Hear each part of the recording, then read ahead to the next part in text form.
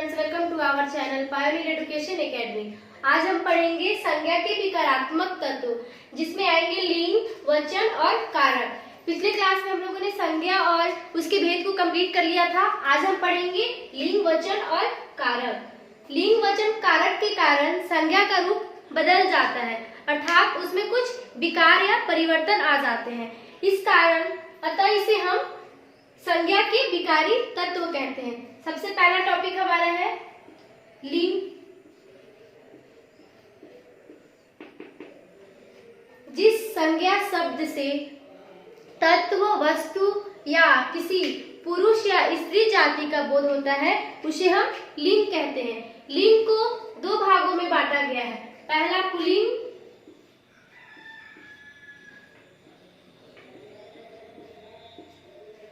दूसरा स्त्रीलिंग।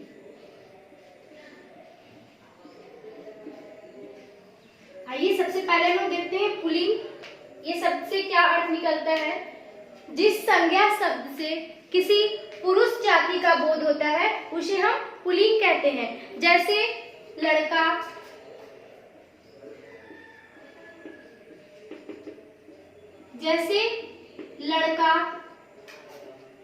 दादा, चाचा, शेर, बाघ, ये सब क्या आएंगे? पुरुष जाति का बोध कर रहे हैं, इसलिए ये पुल्लिंग शब्द है। पुल्लिंग शब्द को पहचानने के कुछ नियम है। जिस शब्द के अंत में आ, आओ, पन, पा, ना, ये शब्द आते हैं। जिस शब्द के अंत में आ, आओ, पन, पा, ना आदि आते हैं वे शब्द पुल्लिंग कहलाते हैं। जैसे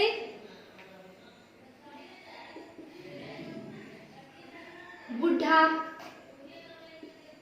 पड़ाव, छोटा, मोटा इत्यादि। ये शब्द के अंत में क्या आ रहा है? आ रहा है, आओ आ रहा है, तो ये शब्द क्या होंगे? पुल्लिंग होंगे। किंतु इसके अलावे भी कुछ ऐसे शब्द हैं जो सदैव पुल्लिंग होते हैं। आइए देखते हैं वे कौन से शब्द हैं। पहला है हमारा पर्वतों के नाम।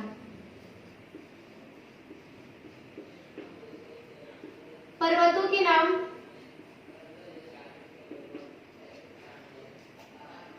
पर्वत के नाम में हिमालय, विंध्याचल आदि ये सब आएंगे, ये पुल्लिंग शब्द होते हैं।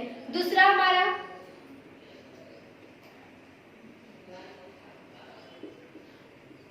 ग्रहों के नाम। ग्रहों के नाम में मंगल,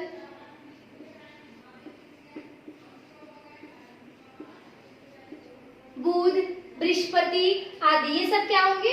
पुल्लिंग शब्द होंगे। किंतु ग्रहों के नाम में एक अपवाद में है। अपवाद में क्या है? पृथ्वी भी हमारा एक ग्रह है, किंतु वो पुल्लिंग न होकर स्त्रीलिंग शब्द होते हैं। पृथ्वी जो है वो स्त्रीलिंग है।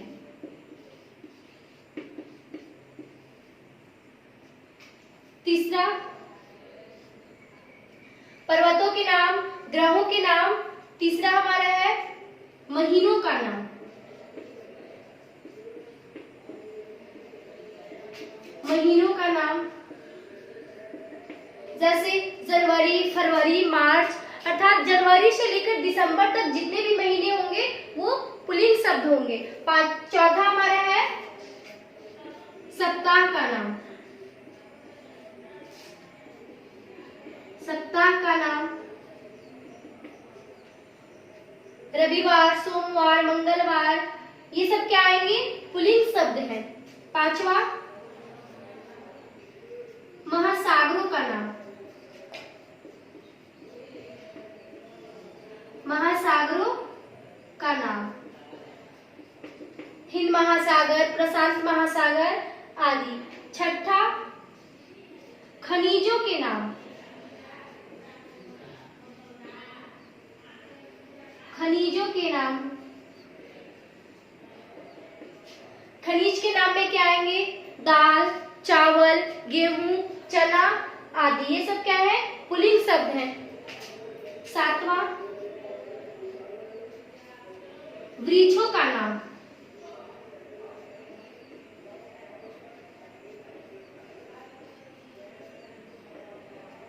वृक्षों का नाम जैसे आम, बरगद, कटहल आदि। ये सब क्या है? पुल्लिंग शब्द है। इसमें कुछ अपवाद भी शब्द हैं, जैसे इलायची। इलायची ये भी वृक्ष है। दूसरा इमली और नारंगी। ये अपवाद में कुछ शब्द हैं जो वृक्ष के नाम होते हुए भी स्त्रीलिंग शब्द है। 8वां, पर्वतों के नाम, ग्रहों के नाम। इसमें कुछ अपवाद है। पृथ्वी, और पृथ्वी क्या है? स्त्रीलिंग शब्द है। महीना का नाम, सप्ताह का नाम, महासागरों का नाम, खनिजों के नाम, वृक्ष के नाम, और एक और हमारा है देशों के नाम। देशों का नाम जैसे भारत, जापान, श्रीलंका। ये सब क्या है? पुल्लिंग शब्द है। 9वां, द्रव्यों, पदार्थों के नाम। द्रव्यों, पदार्थों के नाम जैसे इसमें क्या आ जाएंगे? सोना, लोहा, हीरा, मोती आदि। इसमें भी कुछ अपवाद शब्द हैं। अपवाद में जैसे चांदी, चांदी और मिट्टी।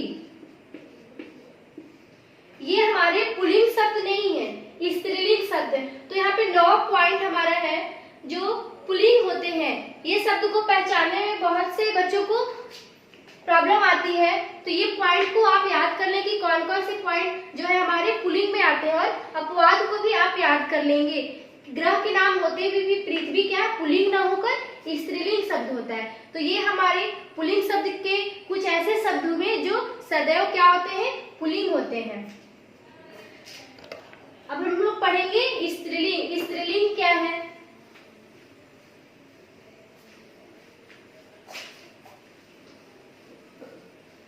स्त्रीलिंग जिस संज्ञा शब्द से स्त्री जाति का बोध होता है उसे हम स्त्रीलिंग कहते हैं। जैसे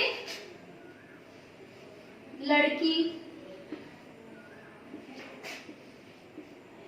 दादी, चाची, शेरनी इत्यादि आदि। ये सब क्या है? स्त्रीलिंग शब्द है। स्त्रीलिंग शब्द को भी पहचानने के कुछ नियम है। जिस शब्द के अंत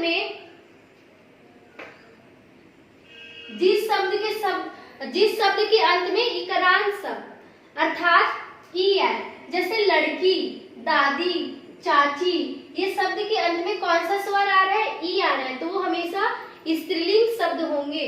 आइए कुछ ऐसे शब्द देखते हैं जो सदैव स्त्रीलिंग होते हैं। पहला पॉइंट हमारा है स्त्रीलिंग शब्द के पहले पॉइंट है नदियों के नाम। नदियों के नाम जैसे गंगा, यमुना, सरस्वती। ये सब क्या है? स्त्रीलिंग शब्द है। इसमें भी कुछ अपवाद है, जैसे सोन, दामोदर, ब्रह्मपुत्र,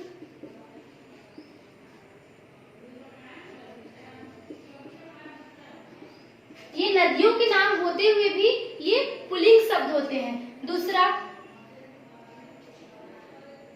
भाषाओं के नाम।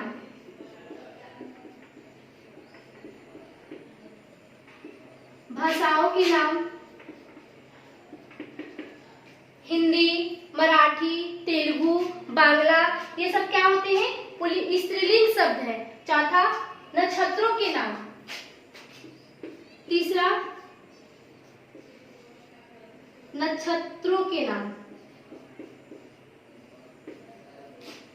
नक्षत्रों के नाम, नक्षत्रों के नाम में क्या क्या आ जाएंगे? रोहिणी, रोहिणी,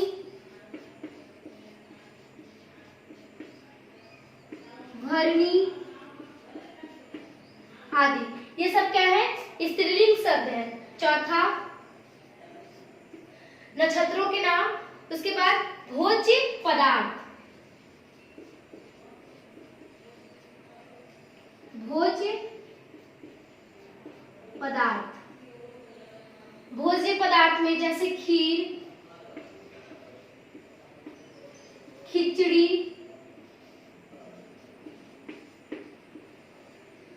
खीर, खिचड़ी, रोटी, सब्जी आदि। ये सब क्या होते हैं? स्त्रीलिंग के कुछ शब्द हैं। इसमें भोज्य पदार्थ में भी कुछ अपवाद हैं, जैसे पराठा, पराठा, चावल, पका हुआ चावल,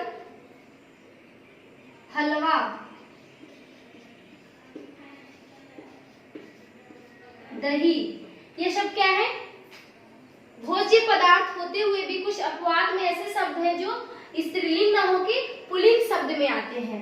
पांचवा, वस्त्रों के नाम। वस्त्रों के नाम जैसे धोती, साड़ी, पगड़ी, टोपी आदि। ये सब क्या है? स्त्रीलिंग शब्द है। किंतु वस्त्रों के नाम में भी कुछ अपवाद है जो स्त्रीलिंग ना होकर पुल्लिंग शब्द होते हैं। कौन कौन से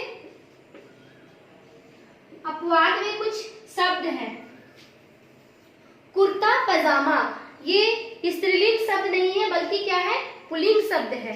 अब पढ़ेंगे हम लोग स्त्रीलिंग शब्द के पहचानने की कुछ नियम। बहुत से शब्द दिया होता है लेकिन हम लोग को बहुत कंफ्यूजन होता है कि कोई ये शब्द अगर वहां पे चुनने को आ गया, जैसे किताब, ये शब्द चुनने को आ गया कि ये किताब जो शब्द है वो स्त्रीलिंग है या पुल्लिंग है, तो कंफ्यूजन होती है। तो स्त्रीलिंग शब्द को पहचानने के कुछ नियम है। जिस शब्द के अंत में या आए, जिस शब्द के अंत में क्या आए? या आए। जैसे गुड़िया, गुड़िया, खटिया आदि। तो वे शब्द अक्सर क्या होंगे? स्त्रीलिंग शब्द होंगे। एक और दूसरा हम लोग देख लेते हैं। जिस शब्द के अंत में ट,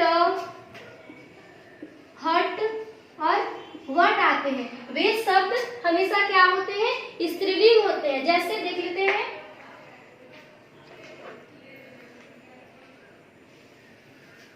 लिखावट, लिखावट, सजावट, लिखावट, सजावट, हिचकिचाहट, ये जो शब्द होंगे वो स्त्रीलिंग शब्द होते हैं। अर्थात जिसके शब्द के अंत में ट, हट और वट आते हैं वे शब्द हमेशा स्त्रीलिंग होते हैं। अब यहाँ पे अगर आप लोग को पहचानना हो, जैसे मैं यहाँ पे किताब बताई, तो ये शब्द को हम कैसे पहचानेंगे कि ये स्त्रीलिंग है या पुल्लिंग है? तो सबसे पहले हम लोग इसे वाक्य बना के देखेंगे। बहुवचन इसके बनाएंगे, क्या आएगा? किताबें, किताबें। तो जब भी हम लोग किताबें लिख रहे हैं तो यहाँ पे एक बिंदी या चंद्र बिंदु आए तो हम लोग समझेंगे कि वे शब्द स्त्रीलिंग है। अर्थात एक और देख लेते हैं,